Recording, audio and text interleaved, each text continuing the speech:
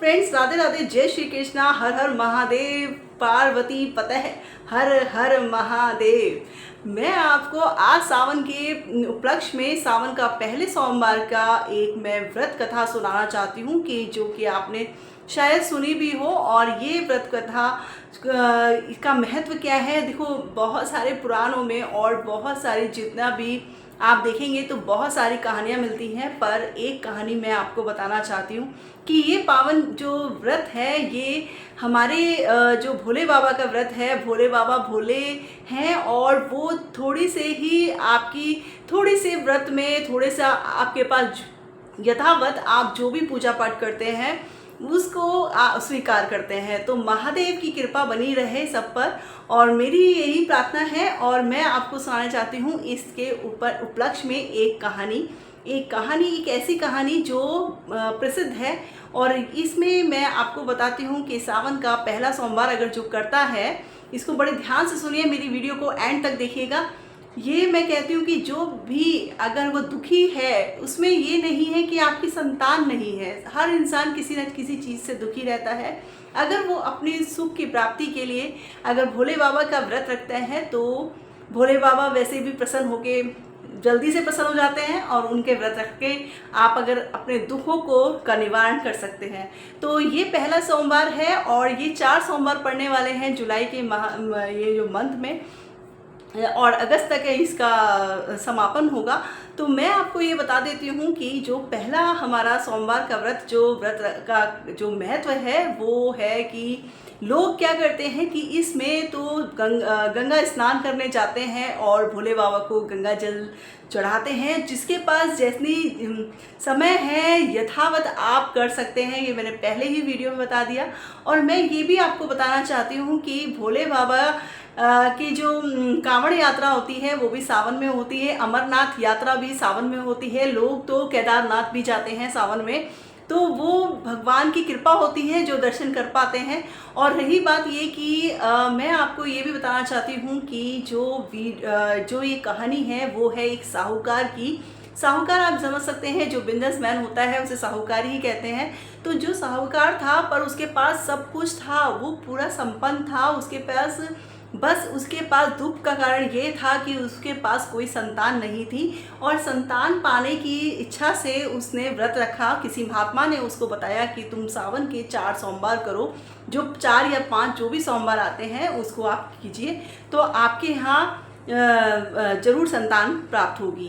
पर उसकी जो कुंडली देखी गई या उसका जो पूरा भविष्य में जो देखा गया था, महादेव ने जब उन्होंने पहला व्रत रखा तो उसकी इच्छा तो भगवान जान ही जाते हैं, तो उसकी आत्मिक जो इच्छा थी वो पुत्र प्राप्ति की थी। पर भगवान भोले बाबा पार्वती माता से कहते हैं कि हे पार्वती, ये जो व्रत कर रहा है पुत्र की प्राप्ति के लिए कर रहा है, और इसके तो भाग्य में पुत्र है ही नहीं, इसके भाग्य में संतान का सुख है ही नहीं।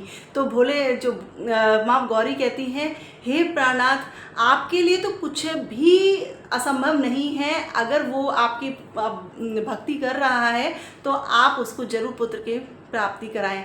तो इस तरीके से उन्होंने व्रत रखा, और व्रत रख के फिर भोले बाबा ने कहा कि देखो मैं पार्वती, मैं इसको पुत्र तो दूंगा, पर एक शर्त पर दूंगा कि मैं इसको जो पुत्र की आयु 12 वर्ष रहेगी, केवल 12 वर्ष आयु रहेगी।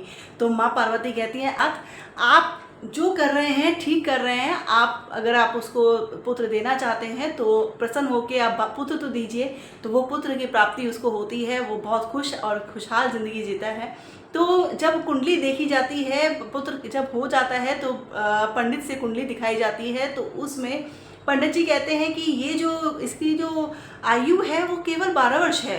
तो वो बहुत दुखी होता है पुत्र को देख कि पुत्र तो है पर 12 वर्ष ही आयु है, तो वो बहुत थोड़े निराश होते हैं। पर वो भूल जाते हैं समय के साथ, वो फिर अपना निरंतर पूजा पाठ करते रहते हैं। वो अपने बच्चे को काशी में पढ़ने के लिए भेजते हैं। और काशी में पढ़ने के लिए वो अपने मामा के साथ बच्चा चला जाता है। तो रास्ते में एक ऐसे राजमहल, एक ऐसी वहाँ पर एक कन्या का विवाह हो रहा था और उस कन्या का जो वर था वो एक आँख से काना था। तो जो लड़के का पिता होता है वो इस बच्चे को देखकर, मतलब देख के कि मेरा पुत्र के साथ तो एक आँख से काना है, अगर ये मेरी रिश्ता टूट सकता है या फिर मेरे कुछ भी विघन आ सकता है। तो वो कहता है कि मुझे किसी को क्या पता लगता है, मैं इस पुत्र से उसकी विवाह करा देता हूँ। वो उस जो पढ़ने जा रहा था काशी में, उसको बीच गांव में रुकता है। तो उसकी शादी किसी अच्छे राजकुमारी से शादी हो जाती है। और वो जब वो जैसे ही वो जा रहा होता है तो वो चुन्नी पे लिख देता है कि मैं तुम्हारा जो पति है वो एक आँख से काना है, और पर जो मेरा विवाह तुमसे हुआ है और मैं काशी पढ़ने जा रहा हूँ। जो वो लड़का है उससे शादी तुम्हारी नहीं हुई है, जो आँख से काना है उससे तुम्हारा विवाह नहीं हुआ है, विवाह मेरे से हुआ है। तो आपको माता पिता को बताते हैं कि मेरा विवाह तो उससे हुआ है जो काशी में पढ़ने गया है। तो ये क्या होता है कि तो उसके पेरेंट्स कहते हैं चलिए ठीक है, अपनी बेटी को, पुत्री को नहीं भेजते हैं। वो जब वहाँ काशी में पढ़ने जाता है बच्चा, पढ़ के जब वो अपने मामा के, तो 12 वर्ष का जैसे हो जाता है, तो उसका वहाँ पर काशी में वो बीमार पड़ता है, तबीयत खराब हो जाती है। तो मामा परेशान हो जाते हैं और कहते हैं बीमार हो जाता है और उसके प्राण निकल जाते हैं। मीन्स कि वो, उसकी आयु 12 वर्ष थी तो उसकी 12 वर्ष तक ही थी। तो फिर उन्होंने, भगवान शिव, माँ पार्वती कहती हैं, बहुत विलाप करने लगते हैं, रोने लगते हैं। घर पर संदेश भेजा जाता है, जब घर पर तो संदेश भेजा जाता है कि तुम्हारे पुत्र के साथ ऐसा हो गया, तो वो भी बहुत विलाप करते हैं, माता पिता भी करते हैं, मामा भी कर रहे होते हैं।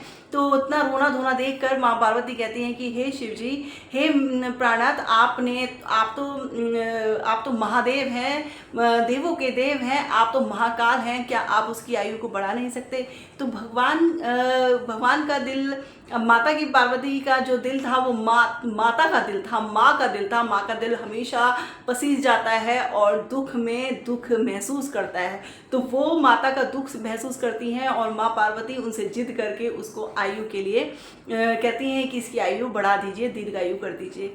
तो भोले बाबा उनकी इसकी आयु को बढ़ा देते हैं। और वो फिर वो जैसे ही काशी से जब जा रहे होते हैं तो रास्ते में जो कन्या थी, तो वो उस जगह जाते हैं जहाँ पर उसका विवाह हुआ था, वहाँ से वो कन्या को लेते हैं। पूरा संपूर्ण परिवार अपने घर जाते हैं। मामा अपने साथ में वर और वधू दोनों जाते हैं घर। जब वो देखते हैं कि मेरे माता पिता जब देखते हैं कि उनका पुत्र सकुशल और उनकी साथ में उसकी प्यारी सी पत्नी के साथ वो घर पर आता है, तो ये देखकर वो बहुत ही उनको सुख महसूस होता है। और भोले बाबा की आराधना उनकी जो उनके अंदर है, और भगवान से प्रार्थना करते हैं कि हे प्रभु परमात्मा, हे मेरे भोले बाबा माँ गौरी, आपकी कृपा दृष्टि बनी रहे। ऐसे ही जैसे कि उस साहूकार का घर परिवार बना रहा और बना रहे, सबकी लंबी उम्र दे भगवान, सबके बच्चों को लंबी उम्र दे। तो ये सब चीज़ें ये कहानी के अंतर्गत आती हैं। और इस तरीके की कहानी बहुत सारी हैं। ये तो मैंने आपको जनरल भाषा में बता दिया, जैसे कि मेरे से जिस तरीके से मेरी भाषाशैली रही है। अगर उसमें कुछ भी त्रुटि हुई है या कुछ मिस्टेक्स हुई हैं, कुछ गलतियां हुई हैं, उसके लिए मैं क्षमा मांगती हूँ। और बाकी मैं आपको नई कहानी के साथ नई बार फिर मिलूँगी। और राधे राधे, जय श्री कृष्णा, हर हर महादेव।